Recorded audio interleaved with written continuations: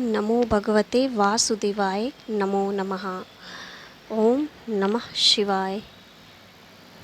आज हम आपको सोमवार के व्रत की कथा सुनाने जा रहे हैं। सोमवार का व्रत। सोमवार के व्रत को लेकर बताया जाता है कि इस व्रत को करने से भगवान शिव अपने भक्तों की मुरादें जल्दी पूरी करते हैं। सोमवार का दिन भगवान शिव को समर्पित है, इसलिए इस दिन भगवान शिव की पूजा और व्रत करने का महत्व है। यदि आप भी सोमवार का व्रत करते हो तो आपको सोमवार के व्रत की कथा पढ़ना और सुनना बहुत ही ज़रूरी है, क्योंकि इसके बिना व्रत अधूरा माना जाता है। आइए हम सोमवार की व्रत शुरू करते हैं। ओम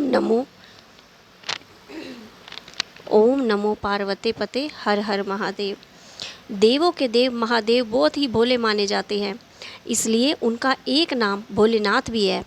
मान्यता के अनुसार भगवान शंकर को प्रसन्न करने के लिए किसी विशेष और ख़ास पूजन की आवश्यकता नहीं होती, क्योंकि कहा जाता है कि वे भोले हैं और भक्त की मन से सच्चे मन से की गई थोड़ी सी प्रार्थना और भक्ति से वो प्रसन्न हो जाते हैं। अगर आप भी शिव की भक्ति और कृपा पाने के लिए सावन के या रोज़ के सोमवार के व्रत कर रहे हैं तो इस कथा से भोलेनाथ को प्रसन्न कर सकते हैं।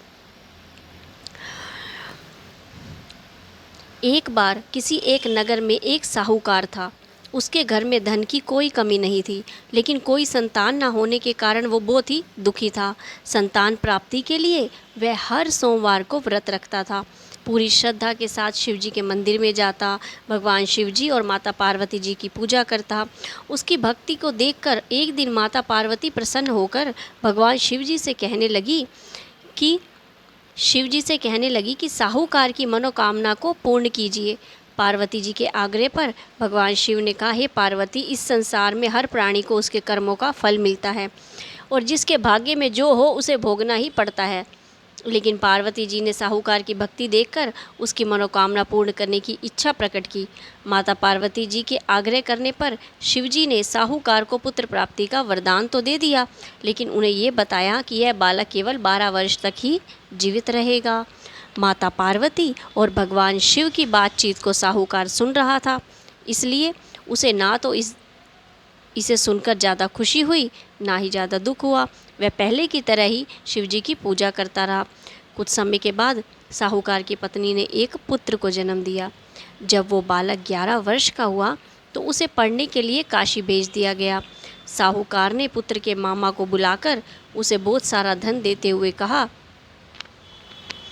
कि तुम इस बालक को काशी विद्या प्राप्ति के लिए ले जाओ और तुम लोग रास्ते में यज्ञ कराते जाना, ब्राह्मणों को भोजन दक्षिणा देते जाना। दोनों मामा और भांजे इसी तरह यज्ञ कराते हुए ब्राह्मणों को भोजन और दक्षिणा देते हुए काशी नगरी निकल पड़े। इस दौरान रात में एक नगर पड़ा जहां नगर के राजा की कन्या का विवाह था, लेकिन जिस राजकुमार से उस लड़की का विवाह हो रहा था वह एक आँख से काना था। राजकुमार के पिता ने अपने पुत्र के काना होने की बात छुपाने के लिए सोचा, क्यों ना इस साहूकार के पुत्र को दूल्हा बनाकर राजकुमारी से विवाह करा दूं और विवाह के बाद इसको धन देकर विदा कर दूंगा। राजकुमारी को अपने नगर ले जाऊंगा। लड़के को दूल्हे के वस्त्र पहनाकर राजकुमारी से विवाह करा दिया गया। साहूकार का पुत्र ईमानदार था, उसे ये बात सही नहीं लगी, इसलिए उसने अवसर पाकर राजकुमारी के दुपट्टे पर लिखा कि तुम्हारा विवाह तो मेरे साथ हुआ है, लेकिन जिस राजकुमार के संग तुम्हें भेजा जाएगा वह एक आँख से काना है। मैं तो काशी पढ़ने जा रहा हूँ। जब राजकुमारी ने चुन्नी पर लिखी बातें पढ़ी तो उसने अपने माता पिता को यह बात बताई। राजा ने अपनी पुत्री को विदा नहीं किया, फिर बारात वापस चली गई।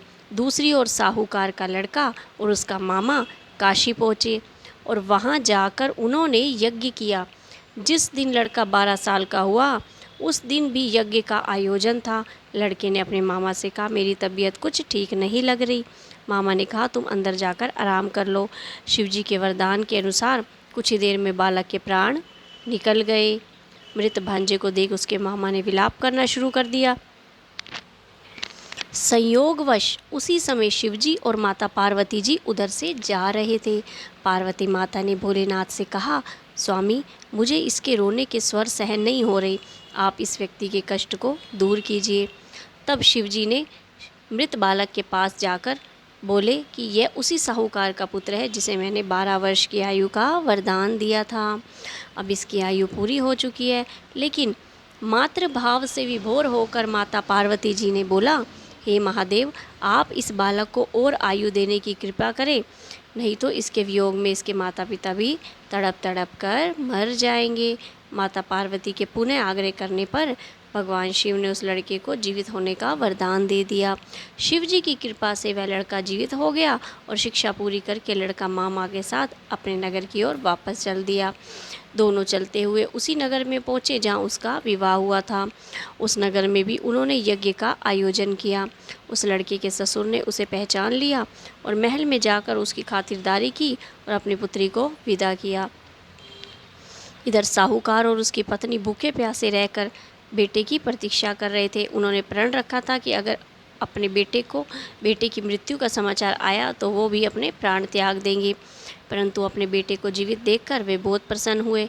उसी रात भगवान शिव ने साहूकार के स्वप्न में आकर कहा, हे श्रेष्ठी, मैंने तेरे सोमवार के व्रत और व्रत कथा सुनने से प्रसन्न होकर तेरे पुत्र को लंबी आयु प्रदान की है। इस प्रकार जो कोई सोमवार का व्रत करता है, कथा सुनता है या पढ़ता है, उसके सब दुख दूर होते हैं और सभी मनोकामनाएं परमपिता परमात्मा शिवजी महाराज जी पूरी करते हैं।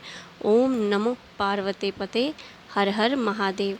ओम नमो भगवते वासुदेवाय नमो नमः।